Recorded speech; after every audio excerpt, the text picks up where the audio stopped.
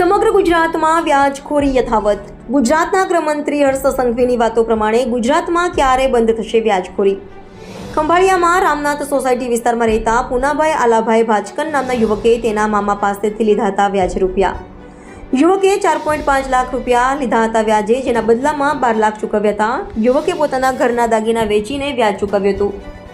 યુવકના મામા હજુ પણ 20 લાખ આપવા પડશે તેવી પઠાણી ઉઘરાણી કરતા યુવકે ઝેરી દવા પી કર્યો આપઘાતનો પ્રયાસ। યુવકે થોડા દિવસ પહેલા સમગ્ર મામલે ખંભાળિયા પોલીસ સ્ટેશનમાં અરજી પણ કરી હતી।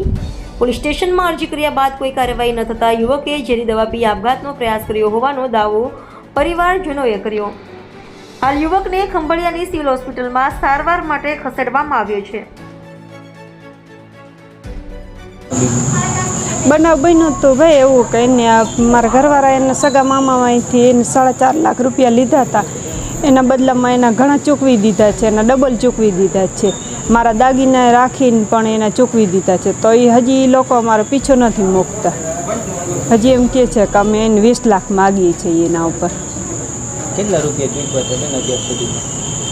અમે નહીં ચૂકવા તો 12-13 લાખ જેવું ચૂકવી લીધું છે। હજી ઉઘરાણી ચાલુ રાખી છે।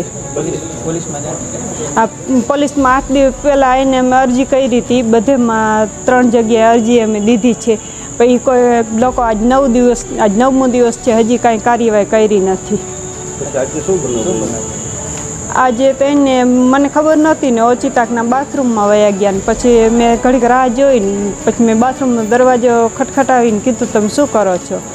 તો કે મારે આવી રીતે કરવું છે કે મારે જીવતું નથી રહેવું, ઓલા લોકો મને પરેશાન કરે છે, મને જીવવા દે એમ નથી।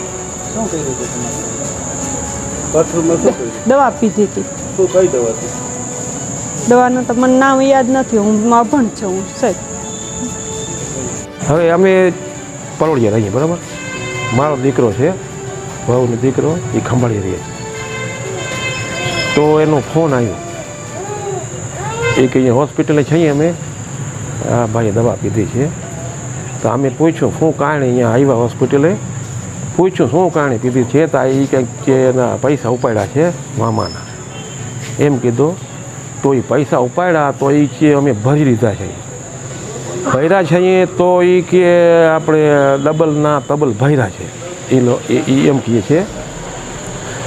મારા દીકરાની વહુ છે બેન, એને એમ કીધું મારા ગાયણા છે એ ગાયણા ભાંગાવીને એના પૈસા એને ચૂકવી દીધા છે, તોય હવે એ મૂકતા નથી, 20 લાખનું કહે છે।